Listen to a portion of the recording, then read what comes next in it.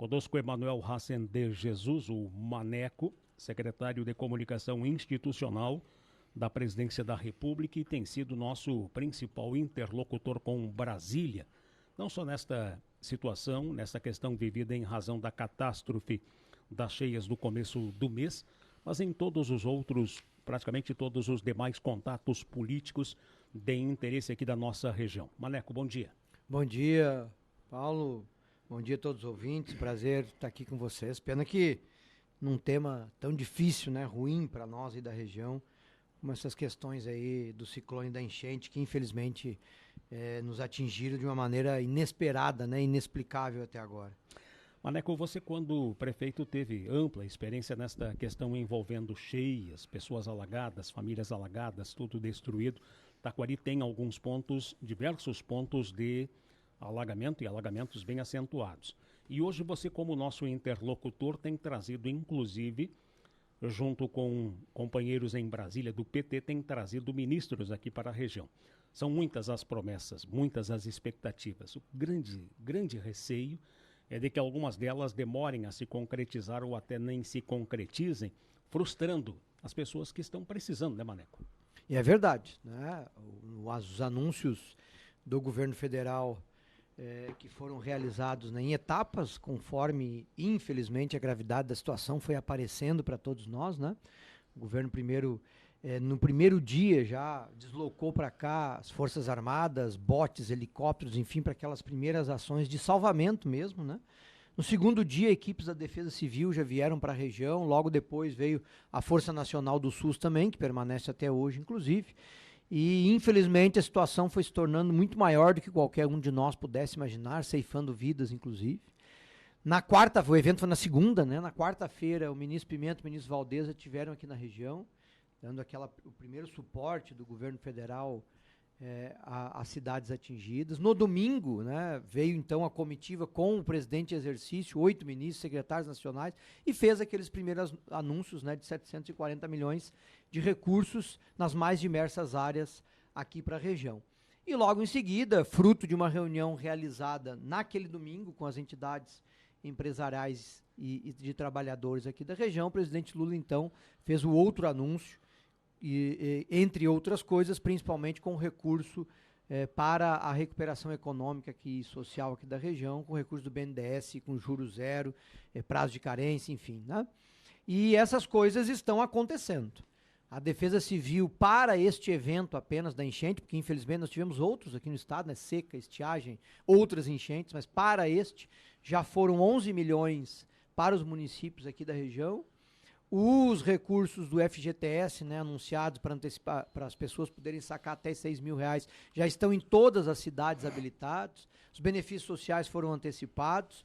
O Minha Casa Minha Vida, eu vim aqui na região com o secretário nacional de habitação, visitamos os municípios, já foram 7 áreas vistoriadas. É óbvio que este é um projeto que infelizmente é demorado, construir casas, né, mas está num ritmo muito maior do que o normal, né?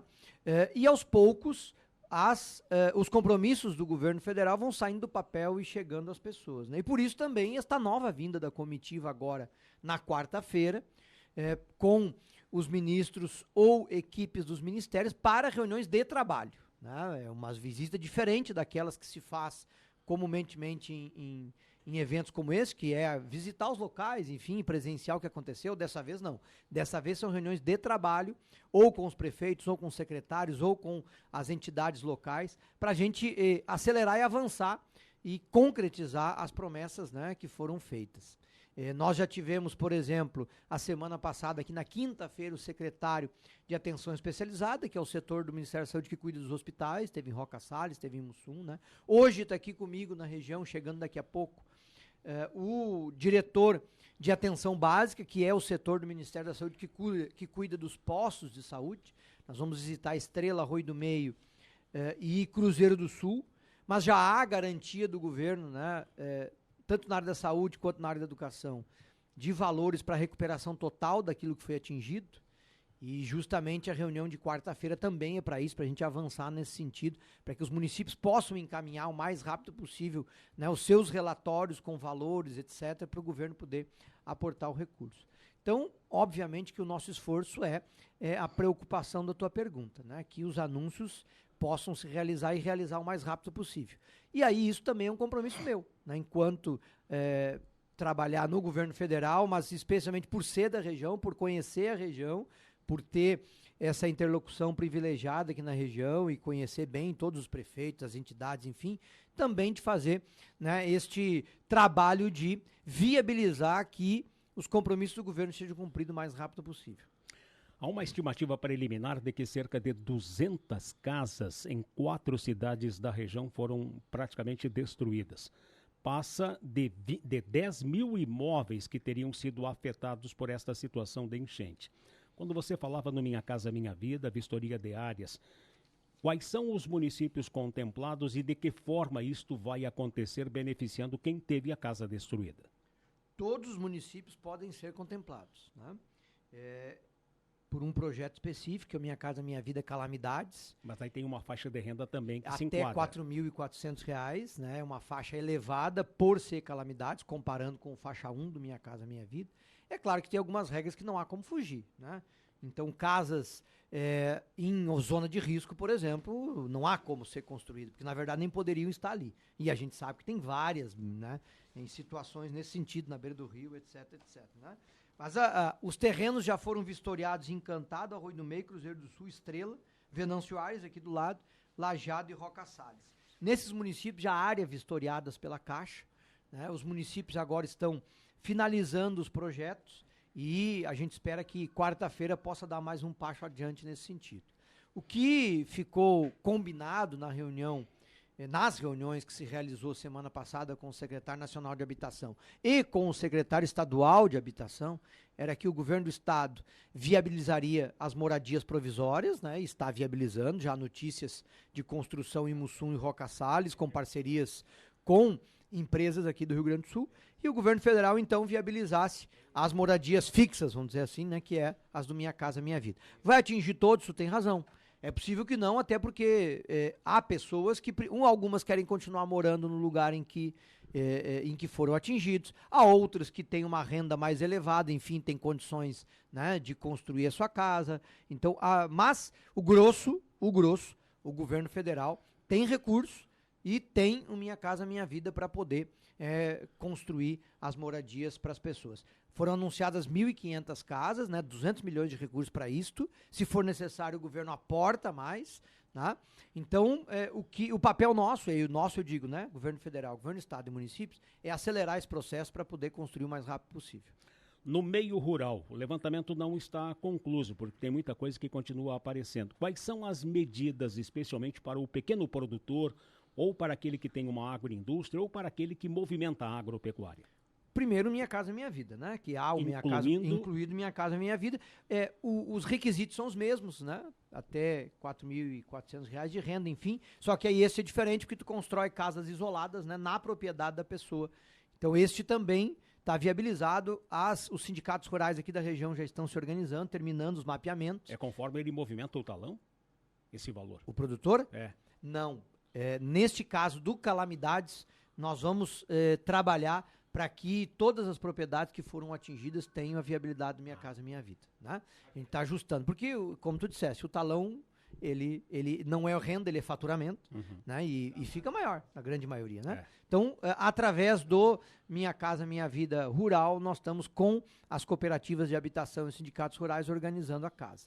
O financiamento que o presidente Lula anunciou, que num primeiro momento não estava previsto para pessoas físicas e produtores rurais, vai vir contemplando pessoas físicas e produtores rurais. Então, o mesmo recurso que as empresas vão poder, pessoa jurídica vai poder buscar de financiamento, né, com juros zero e 2 anos de carência para iniciar os pagamentos, também vai viabilizar para as pessoas físicas e para os produtores rurais. Nesta vinda, um dos ministros que está vindo é o ministro Paulo Teixeira, Desenvolvimento Rural, vai, além de visitar a propriedade, se reunir com as entidades também, para a gente também ver, acelerar as demais medidas, né? Quais são? Aquelas que já foram anunciadas, que é o PAA, que é a compra de alimentos direto.